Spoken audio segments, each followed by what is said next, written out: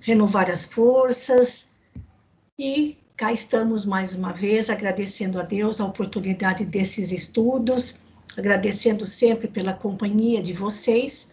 Hoje é o nosso 37º encontro aos domingos, e para iniciar as atividades desta noite, a prece de abertura fica por conta da Margarete. Por favor, Margarete.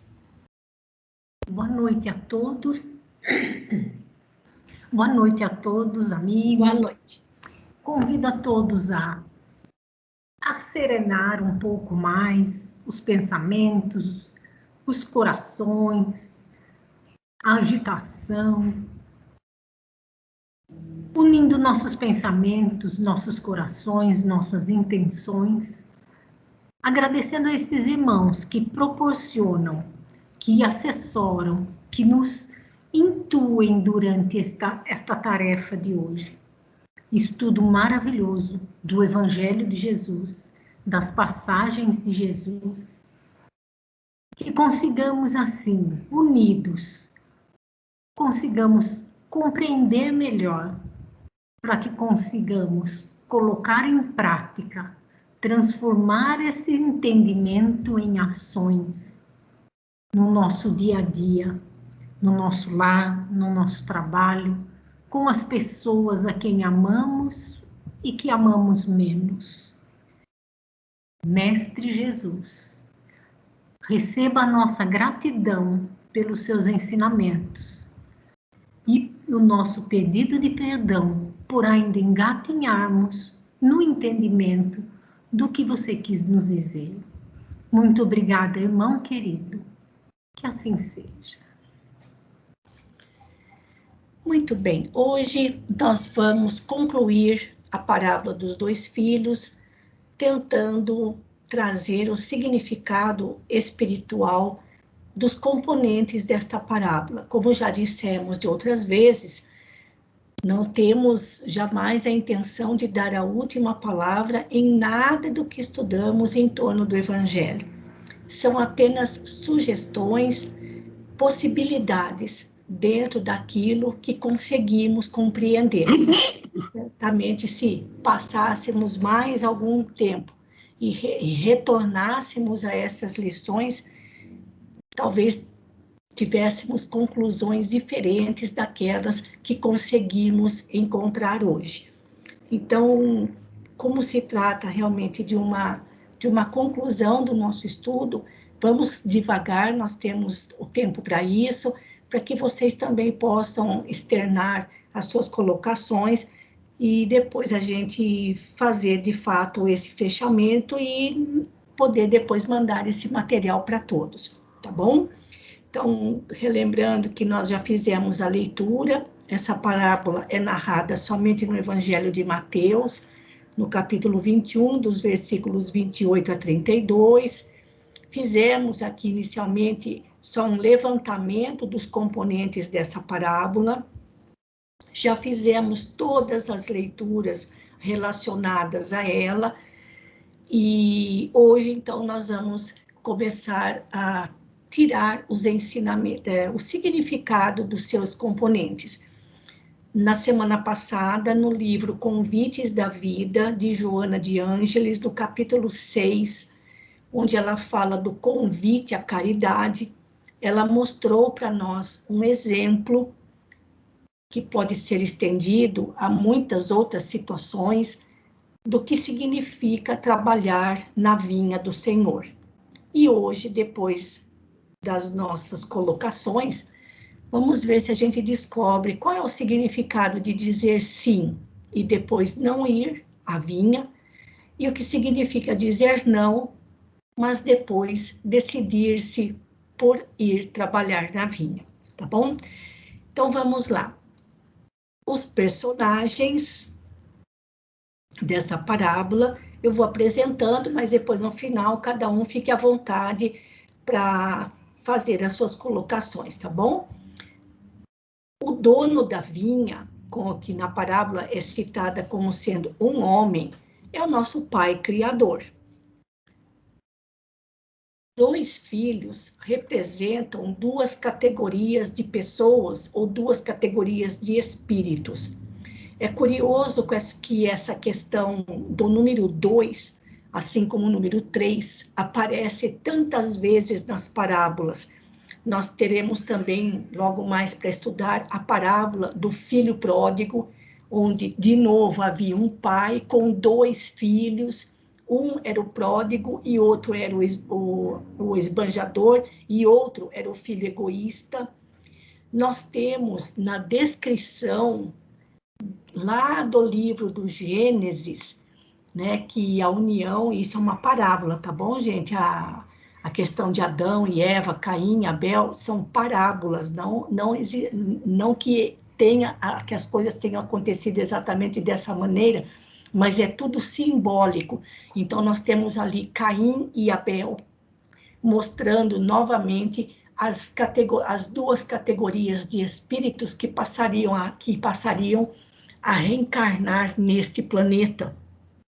Assim, o eterno dilema entre o bem e o mal, a verdade e a mentira, o justo e o injusto. Então, nós vamos ver aí ao longo do Evangelho, muitas vezes aparecer desculpa, o número 2, mas sempre mostrando situações antagonistas. Uma é o contrário da outra. Então, vamos lá. O filho que diz sim, mas não vai, seriam os israelitas, chamados depois de judeus. Isso para o momento e o contexto em que Jesus se encontrava. Lembrando que ele estava em Jerusalém, ensinando no templo. Portanto, o seu público ouvinte era formado, na maioria, por judeus. E na parábola diz que os chefes, os principais dos sacerdotes e os anciãos do povo estavam lá ouvindo o que Jesus dizia. Então, numa primeira colocação, o filho que diz sim, mas não vai trabalhar na vinha, se aplica aos israelitas. Mas isso também se aplica agora a nós. O que naquele momento, naquele contexto, ficava fechado àquele povo ou aquelas pessoas, agora não. Aplica-se a toda a humanidade, a todos nós. Mas em relação aos judeus ou aos israelitas, é certo, como a gente encontra, sobretudo no livro A Caminho da Luz, quando nós começamos os nossos estudos lá em janeiro, nós lemos um bom trecho do livro A Caminho da Luz, onde Emmanuel fala da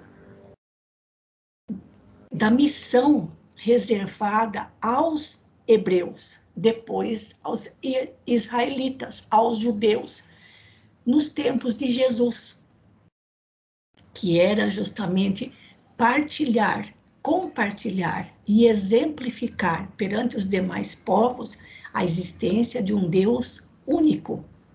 Não só eles não quiseram compartilhar, como também não vivenciaram como havia se proposto.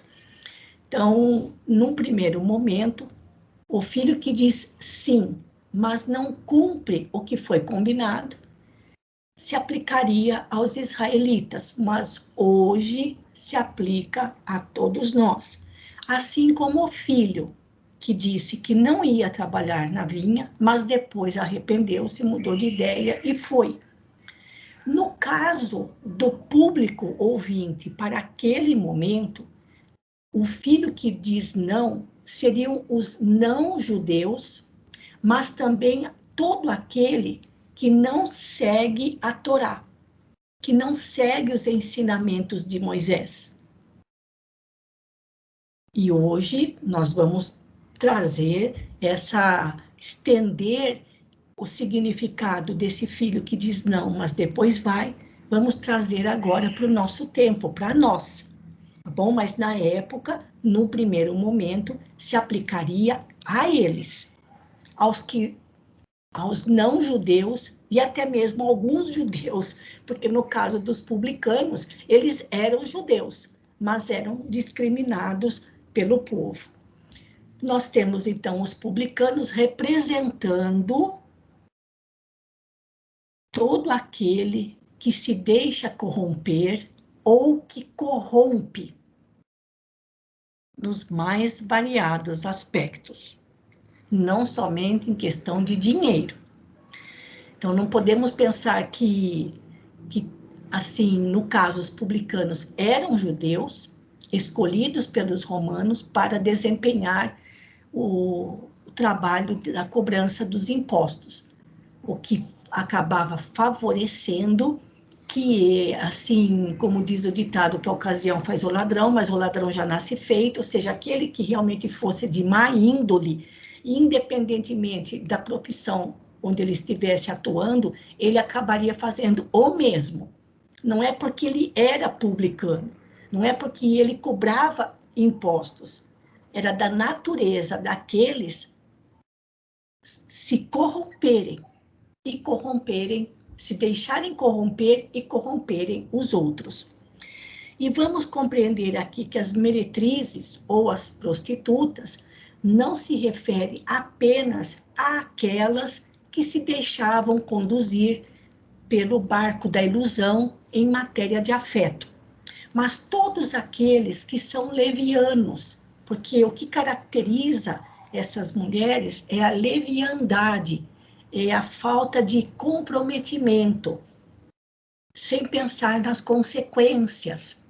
Então, não há necessidade de ter um comportamento passando a viver como elas vivem para uma pessoa ser leviana, para uma pessoa ser inconsequente. Então, o que se aplicava a elas, a essas pessoas na época, hoje de forma mais generalizada, buscando as características dessas pessoas, também se aplicam a nós, porque certamente assim já fomos. Já nos deixamos corromper, já corrompemos os outros, já agimos levianamente, já agimos sem pensar nas consequências, já fizemos de tudo em existências anteriores. Parece que nessa aqui a gente está disposto a criar um pouco de juízo e viver de acordo com as leis divinas, conforme Jesus exemplifica e ensina no seu evangelho. E nós temos também na parábola os chefes dos sacerdotes e os anciãos do povo, que estavam lá no templo ouvindo o que Jesus ensinava, representando aqui a classe dos mais instruídos. Mas, embora fossem mais instruídos, tinham apenas a aparência externa do servir. Lembrando, sobretudo, os fariseus tinham uma preocupação muito grande com a pureza da sua aparência, que era uma maneira de mostrar aos demais que eles eram homens santos e que seguiam à risca todos os ensinamentos da Torá, os escritos e aqueles que eram passados oralmente. Algum comentário? Alguém quer fazer alguma colocação, acrescentar, tirar do que nós pensamos aqui?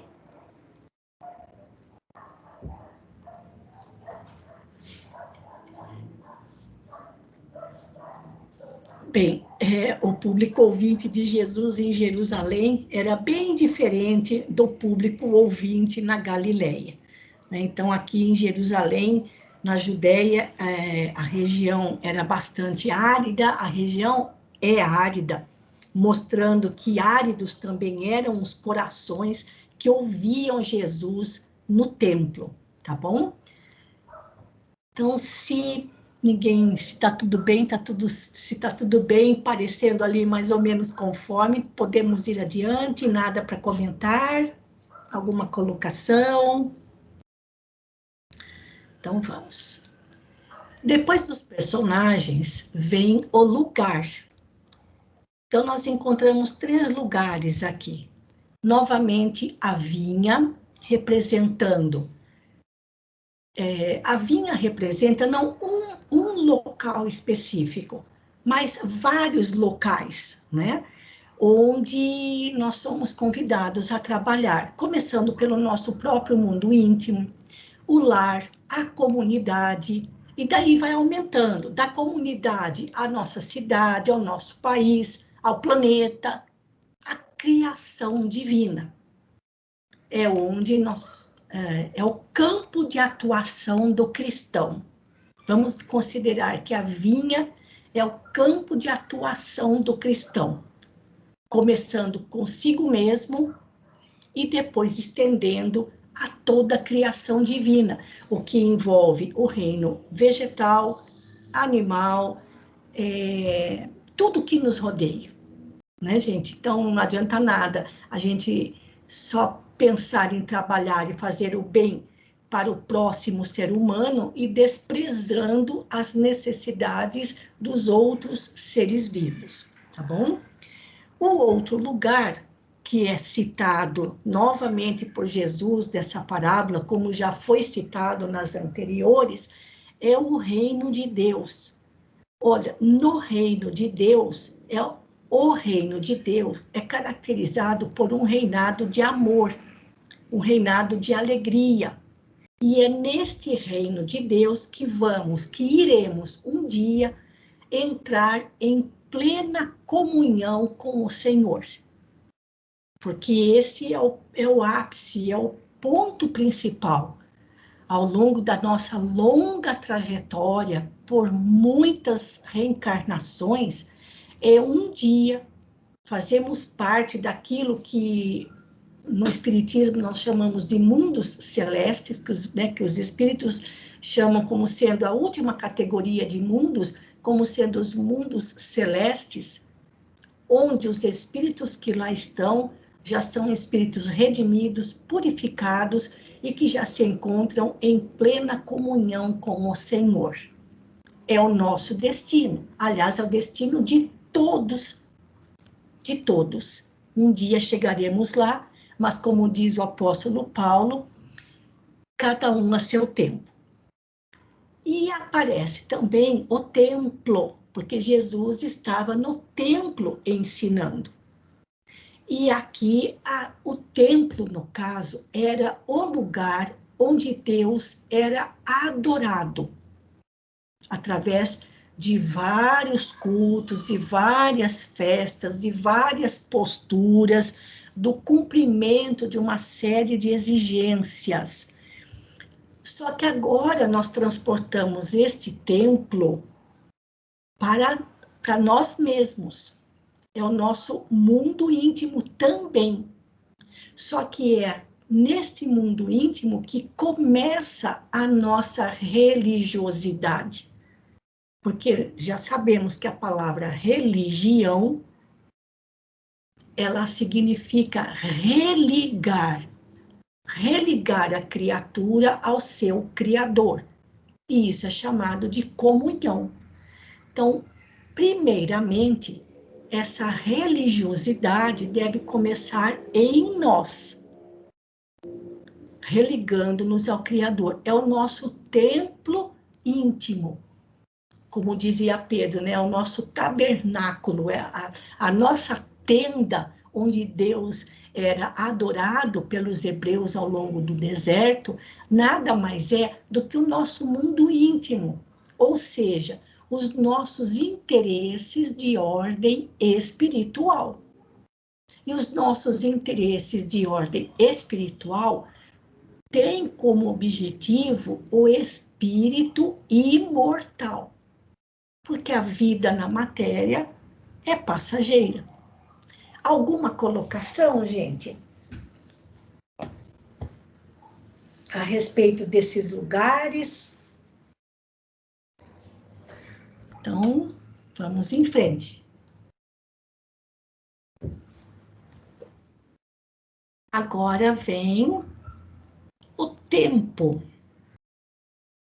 Bem, a parábola ela mostra que Jesus estava no templo ensinando, e isso só poderia acontecer ao longo do dia, porque à noite cada um se recolhia em seu lar, nos seus agrupamentos, e o templo não tinha vida, não tinha a sua, não desenvolvia atividades ao longo da noite.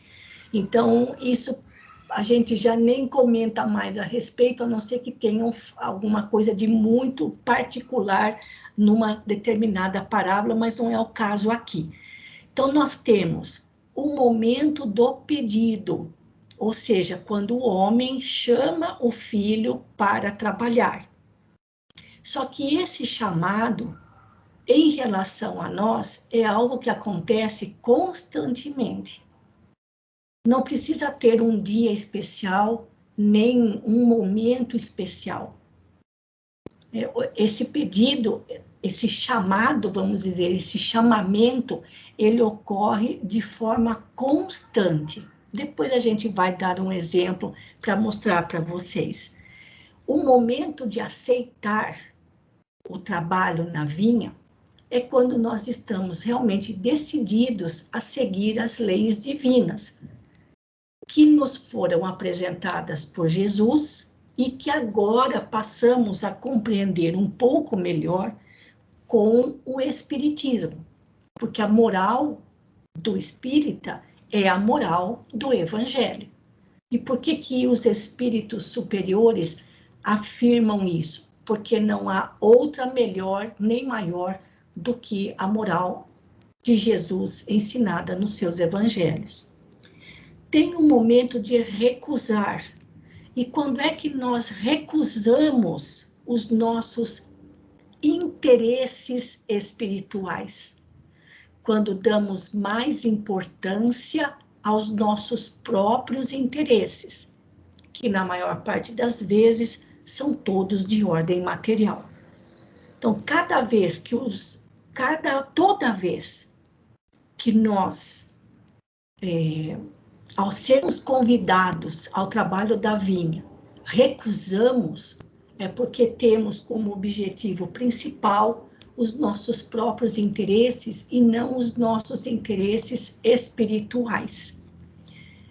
E tem um momento de se arrepender, e o arrependimento vem por meio do sofrimento, seja físico, moral, espiritual, emocional, sob todas as formas.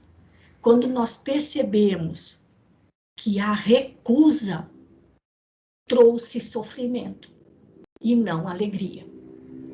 Porque, pelo que as parábolas estão mostrando para a gente, trabalhar na vinha do Senhor é algo que nos deve trazer alegria, contentamento. Portanto, recusar a fazer parte disso, ou cedo ou tarde, vai acabar nos trazendo um certo constrangimento. E aí, um dia, nós estaremos aptos, depois de muito trabalhar na vinha do Senhor, nós estaremos prontos, chegará o momento. Nós precisamos ter certeza disso. Porque o que acontece constantemente, o que está acontecendo continuamente, são os momentos anteriores.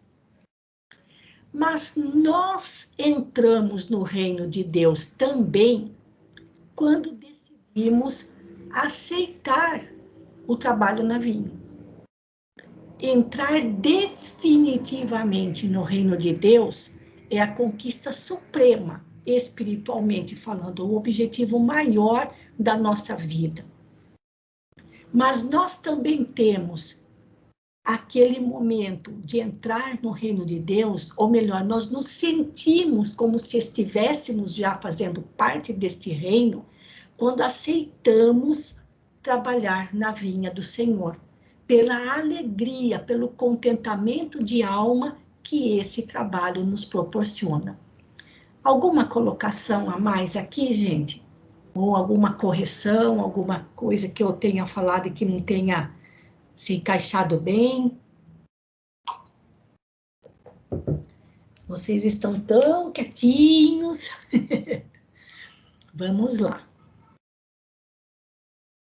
E vem os elementos ou os objetos que fazem parte desta parábola.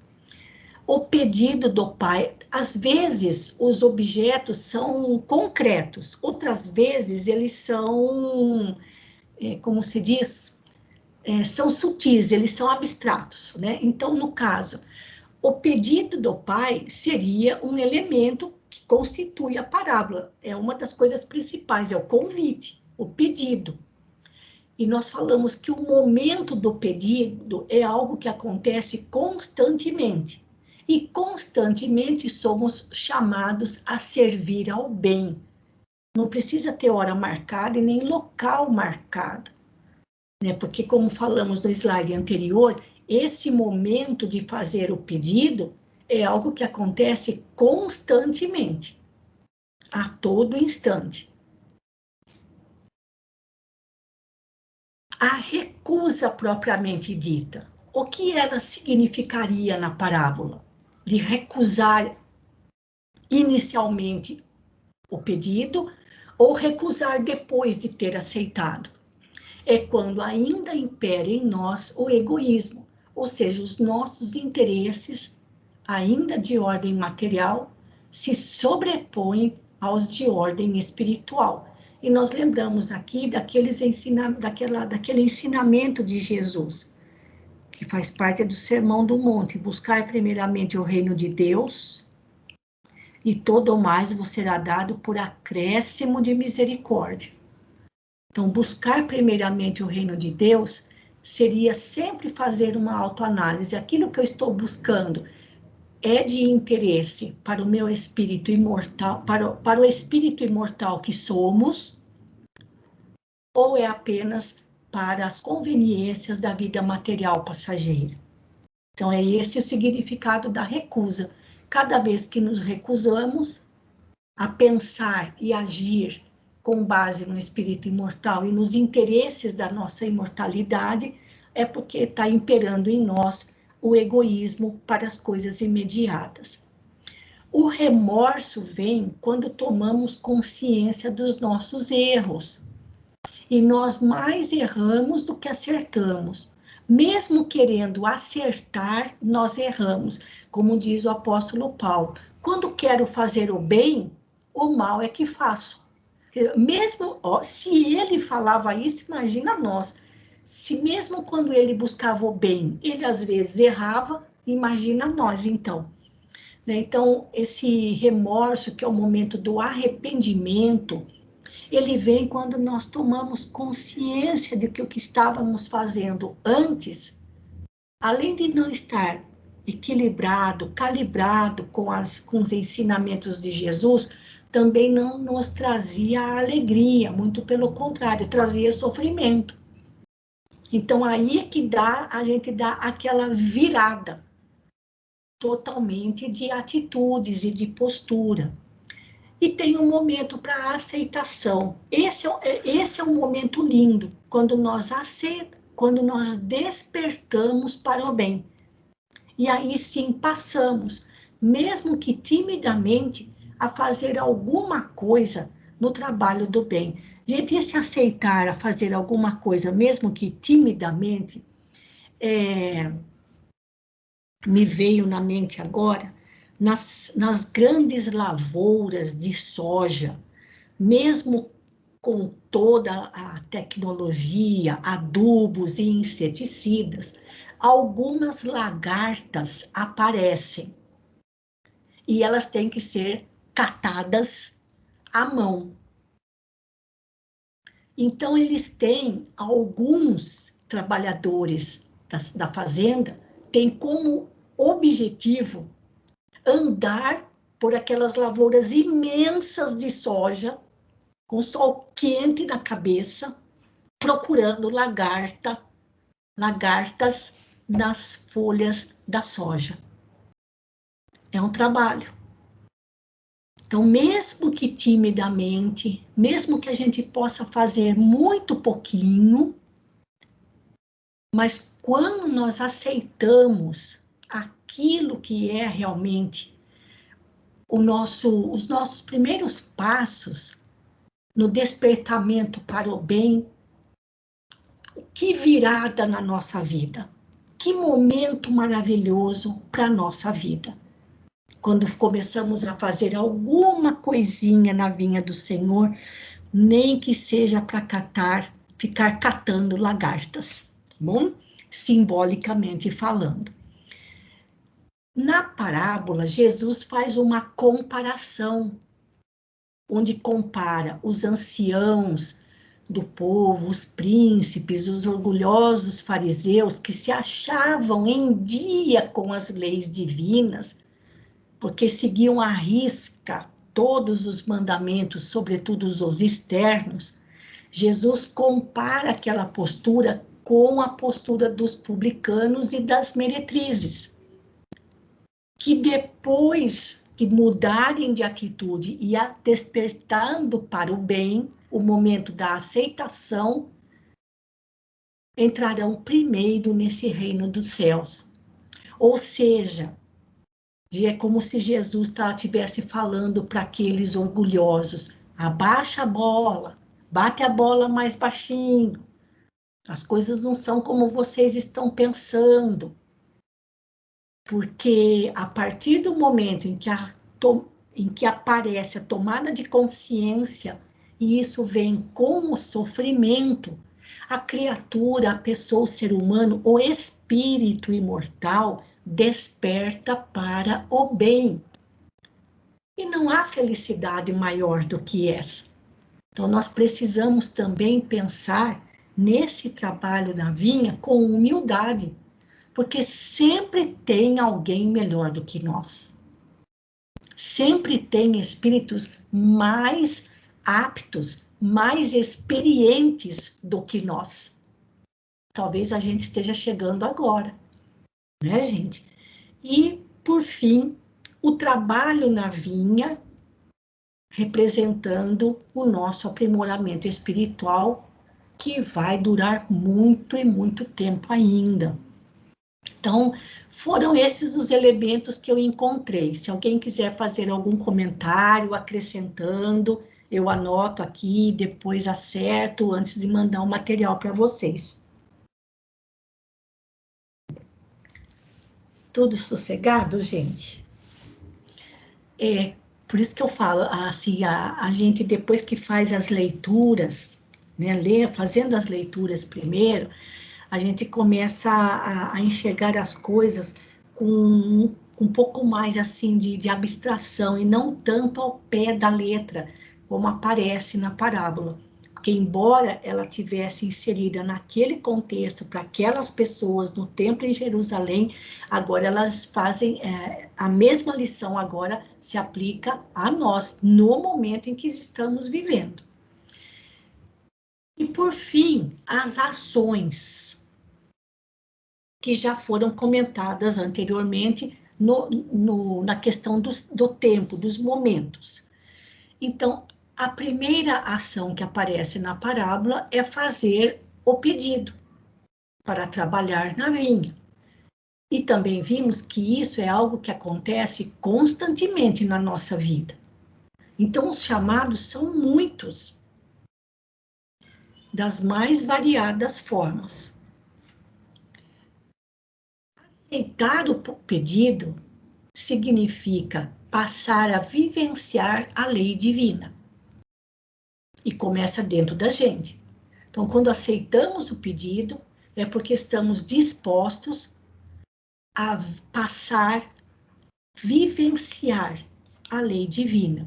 E lembrando, né, gente, a lei divina, se a gente fosse espremer todo o Evangelho de Jesus numa única palavra, assim como o próprio Antigo Testamento está baseado na palavra amor. No Antigo Testamento seria assim: não faça ao outro o que você não quer para você mesmo. Que o Antigo Testamento é tudo não, não faça. Com o Antigo Testamento, ou, aliás, com Jesus do Novo Testamento, aquela frase muda de colocação. Faça ao outro da maneira como você gostaria que ele fizesse para você. Com amor. Usar o pedido, como já falamos antes, é vivenciar o egoísmo. Eu primeiro, os meus interesses primeiro. A que nos leva dar trela ao egoísmo? Cedo ou tarde, vamos ter as consequências. E essas consequências virão em forma, muitas vezes, de frustração, desilusão, dores morais, emocionais, o sofrimento. Arrepender-se, como já falamos antes, é quando tomamos consciência do bem, e essa consciência do bem vem após aquele período que pode ser muito longo de sofrimento. E, por fim, a última ação, que é a ação principal desta parábola, que ela começa com um pedido e termina falando do trabalho da vinha e a entrada no reino dos céus, que significa, enfim, o trabalho para o bem. Alguma colocação que vocês queiram fazer? Que tenha faltado? Se alguém lembrar depois, pode mandar para mim pelo WhatsApp, que eu corrijo antes de mandar o material para vocês. Tá bom, gente? Bem, na semana passada, nós fizemos, e daí acaba, tá bom, gente? Aliás, trabalhar para o bem, faltou concluir essa frase. Trabalhar na vinha é trabalhar para o bem comum e, consequentemente, é trabalhar para o nosso próprio bem, né? Então, na semana passada, nós fizemos aquelas leituras, sobretudo aquela leitura maravilhosa da Joana de Ângeles, mostrando de uma forma geral para qualquer pessoa na Terra o que pode significar o trabalho na vinha, como a gente está dizendo aqui, trabalhar para o bem comum, sobretudo quando se trata de um trabalho voluntário, não obrigatório, é trabalhar para o nosso próprio bem. Então, como a gente ainda tem mais ou menos aí uns 20 minutos, gente, nós vamos buscar naquele livro que se chama Livro da Esperança, onde Emmanuel comenta dos capítulos 66 ao 71, os comentários dele dizem respeito à parábola dos trabalhadores da última hora. Mas como nós continuamos, como Jesus continua falando do trabalho na vinha, entre aceitar e recusar, vamos ver hoje, se der tempo, duas leituras em que Emmanuel vai mostrar para a gente agora o que significa trabalhar na vinha do Senhor para quem é espírita. Mas antes disso, eu tinha comentado com vocês que a gente ia dar um exemplo do que significa aceitar, mas depois abandonar, e o que significa não aceitar, mas depois ir trabalhar na vinha.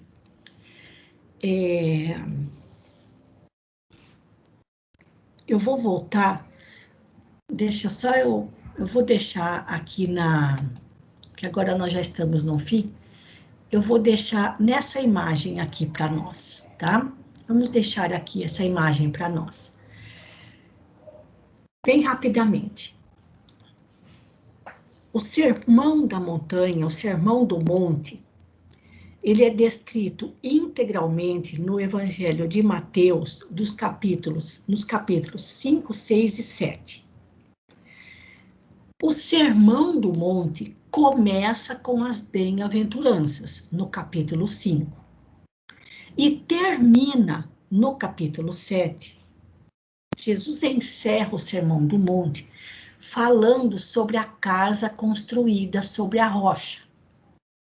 E ele diz mais ou menos assim: todo aquele que ouve e pratica estas minhas palavras, quais palavras? O Sermão do Monte inteiro.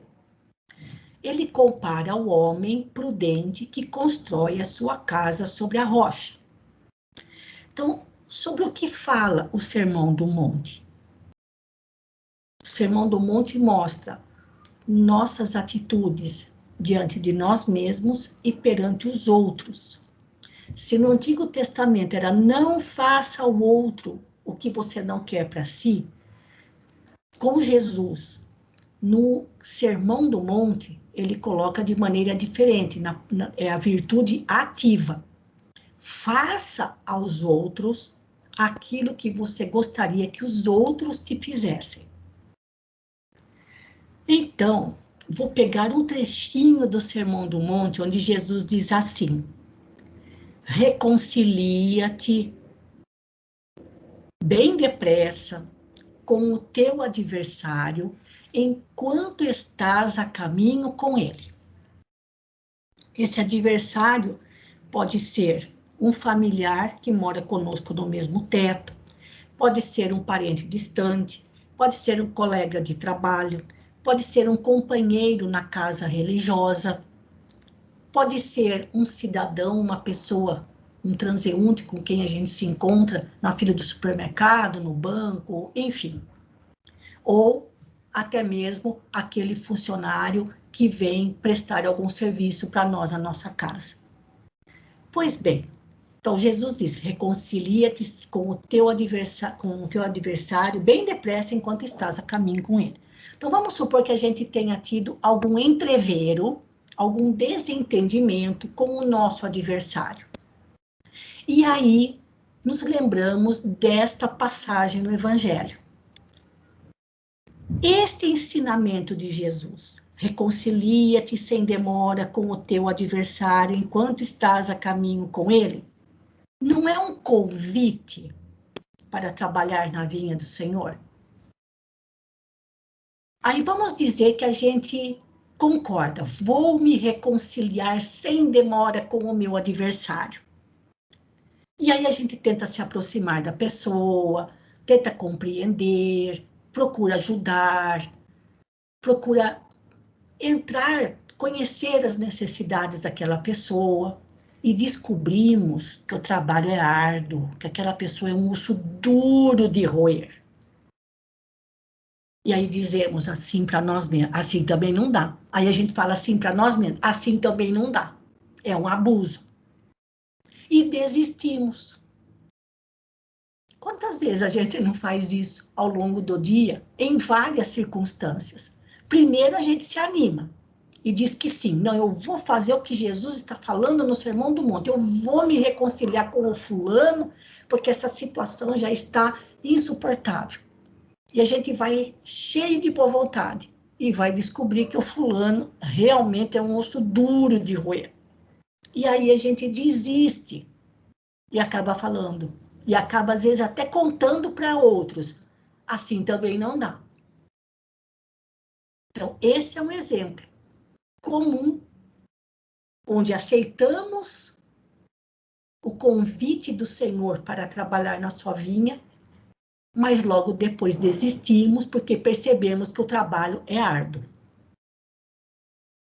Cada ensinamento de Jesus no Evangelho é um convite para trabalhar na vinha.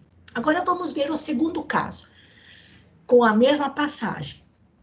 Reconcilia-te sem demora com o teu adversário. Aí a gente já pensa naquela pessoa com quem a gente tem uma dificuldade de relacionamento, e aí a gente já fala assim de pronto, de jeito nenhum. Eu não vou me rebaixar. Eu não vou procurar ajudar. Eu não vou me aproximar. Mas as circunstâncias da vida vão mostrando para a gente que aquele entrevero com aquela pessoa está causando muito desconforto para nós. Talvez mais para nós do que para aquela pessoa. Quando o desconforto é nosso e não da outra pessoa, isso significa que o problema somos nós e não a outra pessoa. E nas circunstâncias da vida, no rolar dos dias, no rolar do tempo, das circunstâncias, nós vamos percebendo que aquela pessoa porque a gente não tinha tanta simpatia, não era aquilo que a gente pensava. E aí, intimamente, nos arrependemos do mau juízo que fizemos dela. Então, inicialmente dissemos que não, mas depois, quando tomamos consciência de que a pessoa não era aquilo que pensávamos, nós buscamos nos corrigir. E aí aceitamos a palavra, o convite de Jesus. Vai lá e se entende com o teu adversário. Esse é um exemplo, gente, de inúmeros que nós podemos tirar do Evangelho. Perdoar não apenas 7 vezes, mas 70 vezes 7. Para quem quer tirar a tua túnica, dá a capa também. Se alguém quer caminhar com você 1000 passos, vai com ele 2000. Tudo que Jesus ensina no Evangelho, amarás o teu inimigo, são convites para trabalhar na nossa vinha, no nosso mundo íntimo. E é assim que eu enxergo. Alguém quer fazer algum comentário a respeito desse exemplo que eu dei? Tá certo, gente? Então, como nós temos só 15 minutinhos... Difícil. Oi? Malô, Oi? com todos esses exemplos, é difícil. Realmente é muito difícil. Uma Sim. vez que o egoísmo impera, né? Sim. Ainda nós estamos, eu acho, muito firmes, muito fortes ainda no nosso momento de recusa do convite para a gente trabalhar na vinha do Senhor. Né? Então, para mim me reconciliar, para mim caminhar 2000 passos além com o meu adversário, eu preciso ir lá no egoísmo. E eu acho que está muito evidente ainda nas nossas massas, né, seculares ainda, o egoísmo que nós... Isso. Exatamente, porque para aceitar o convite, a gente tem que passar por cima da gente mesmo, muitas vezes, né? Dos nossos próprios interesses, certo? Bom, gente, aqui para mim faltam mais ou menos uns 15 minutos. Então, na semana passada, quem fez a última leitura foi a Rosana, e na minha sequência aqui, que eu tenho uma relação, a próxima para fazer a leitura seria a Lenita. A Lenita está aí hoje? Que eu não observei, que eu já entrei aqui na outra tela do Skype. Alguém pode ver para mim se ela está aí? Não, Malô. Não está. Não. Tá, então a próxima depois da Lenita é você mesma, Celina. Quando fecha a minha relação, você mesma é a próxima. Então, como nós estamos no caminho que Jesus nos concedeu dessa vida, o Espiritismo, bendita e consoladora doutrina na nossa vida, vamos ver o que significa trabalhar na vinha do Senhor sendo espírita. Então, por favor, Celina, para terminar essa parábola. Então, do livro da Esperança, Sim. ser espírita. Tenho-vos dito isso para que em mim tenhais paz. No mundo tereis aflições, mas tende bom ânimo. Eu venci o mundo. Jesus, está no Evangelho de João, capítulo 16, versículo 33. Ide e agradecei a Deus a gloriosa tarefa que ele vos confiou. Mas, atenção, entre os chamados para o Espiritismo, muitos se transviarão. Reparai, pois, vosso caminho e segui a verdade. Esse está no Evangelho segundo o Espiritismo, capítulo 20, item 4, né? Sim. Doutrina espírita, cristianismo remanescente.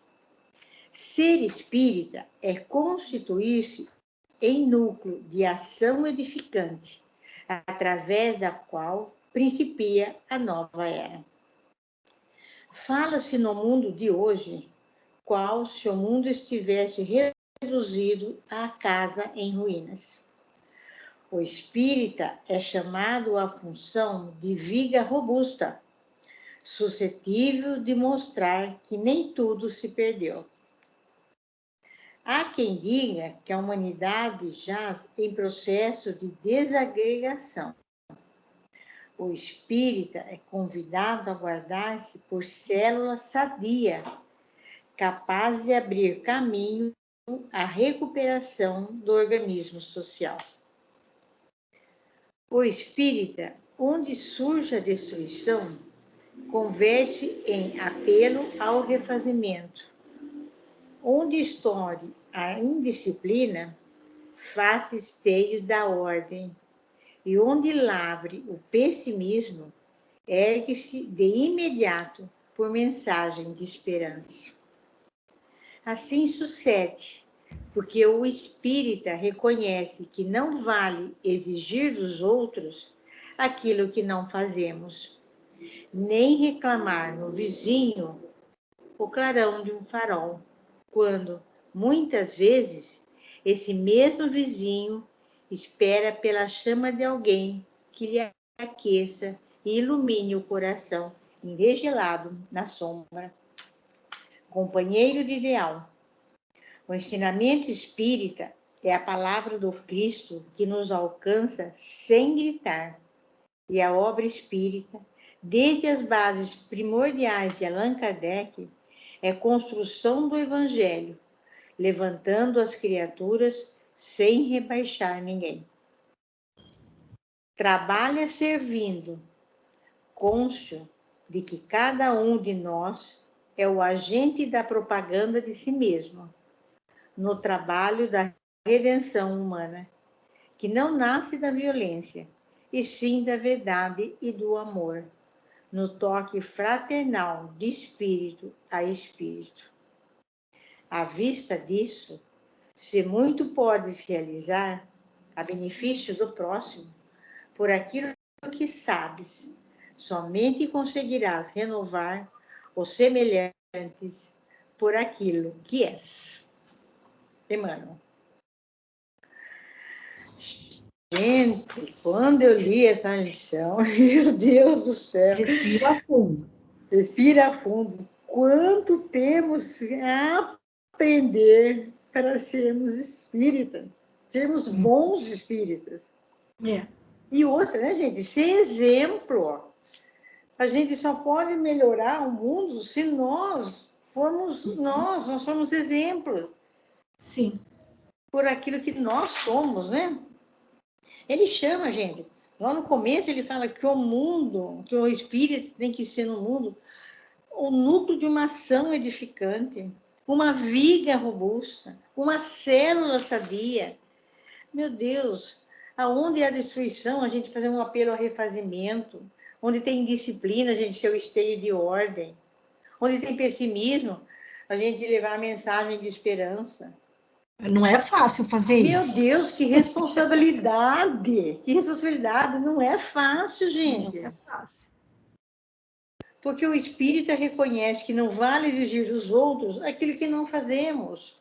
Sim. Então, nós temos que ser exemplo, nós temos que ser a vitrine daquilo que nós propagamos, ou seja, que nós somos espíritas. Quanto a aprender, né? Quanto a aprender. Trabalha servindo ao bem comum, mas consciente que cada um de nós é o agente da propaganda em si mesmo. Isso. Gente, eu achei lindo esse parágrafo 10, esse item 10, achei maravilhoso. Sem dúvida. Que naquela lição... Pode falar, sim.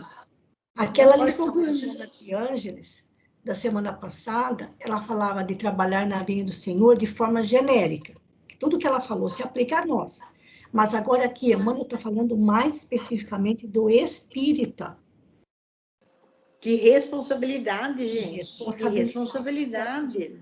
Exatamente. Né? A responsabilidade realmente é grande, certo? Complemente, Malu, por favor. Não, mais alguém quer falar algum comentário a respeito?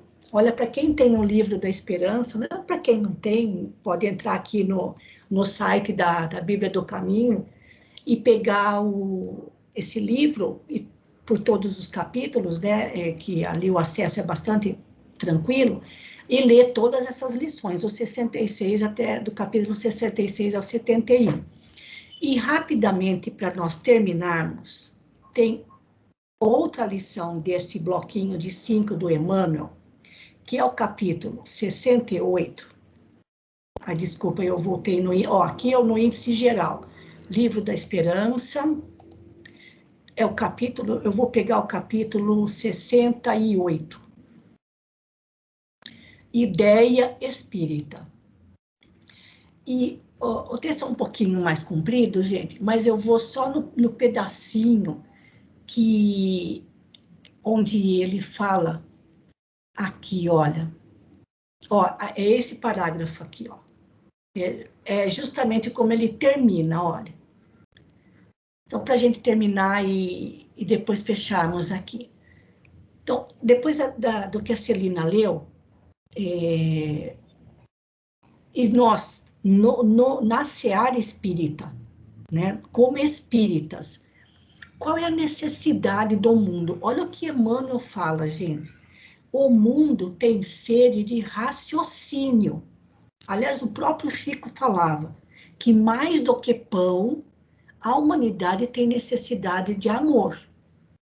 Então, o mundo tem sede de raciocínio em torno da imortalidade da alma, do intercâmbio espiritual, da reencarnação, da morte física, dos valores mediúnicos, da desobsessão, das incógnitas da mente, dos enigmas da dor. E, sobretudo, ao redor das leis divinas a funcionarem exatas na consciência de cada um. Para que obtenhamos a solução a semelhantes problemas, urge saibamos trabalhar pela difusão da ideia espírita na construção da era nova, irradiando-a com todos os recursos lícitos ao nosso alcance, com base no veículo do exemplo, principalmente no veículo do exemplo, como foi a lição que a Celina leu. Então, todos esses temas que Emmanuel coloca aqui são necessidades do espírito. E nós, espíritas, que vivenciamos, que temos a oportunidade de conhecer, de estudar, de compreender, dentro do possível, como ele fala aqui, olha, saibamos trabalhar pela difusão da ideia espírita na construção da era nova. Uma mensagem, um livro, uma frase, uma palestra que possa ser útil para alguém que nós conheçamos e possamos ajudar, vamos passar, não significa catequizar os outros, não é isso. Mas é fazer com que a ideia espírita sobre esses pontos que ele coloca aqui em cima possam chegar a todos, porque como diz Karl Schutter, ele tem uma frase muito bacana nesse sentido, a mensagem vai chegar até quem precisa. Quando não chega daquela pessoa que a gente queria, é porque aquela pessoa não está precisando de fato. Mas para quem precisa, aquela mensagem vai chegar. Então, façamos a nossa parte, divulgando de maneira conscienciosa, responsável, os ensinamentos básicos da doutrina espírita. Tá bom, gente? Então, nós terminamos aqui a nossa parábola. Eu vou voltar aqui para a tela principal do Skype, pedindo para a Jo Roque fazer a prece de encerramento para nós. Pode ser, Jo?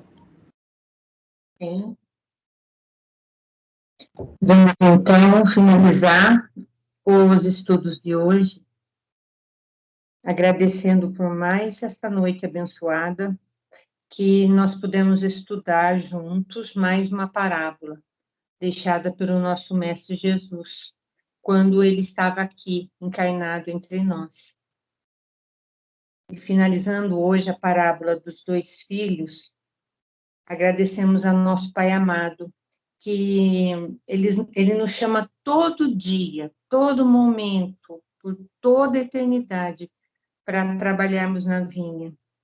Ele é um pai que nunca desiste dos seus filhos, mesmo quando os filhos dizem não, ou quando dizem sim e não dão continuidade. Ele continua chamando, chamando, chamando. Rogamos, Senhor, que possamos escutar esse chamado e atendê-lo. Agradecemos a presença de todos os irmãos, encarnados e desencarnados. Que a nossa noite seja uma noite abençoada com pensamentos elevados. Que possamos descansar nosso corpo físico e, se Deus assim permitir, que nossos espíritos possam ser úteis. E que a semana também seja uma semana repleta de pensamentos e ações fraternas. Que assim seja, graças a Deus. Boa noite a todos, que fiquem em paz com Deus. Muito obrigada, Jô. Muito obrigada mais uma vez pela companhia de todos, pela oportunidade que vocês me proporcionam com esse estudo do Evangelho. Então, fiquem todos com Deus. Boa noite, bom descanso, uma excelente semana e até amanhã, se Deus quiser. Um grande abraço. Boa noite. Boa noite a todos. Fiquem com Deus. Assim seja. Boa noite a todos. Muito obrigada.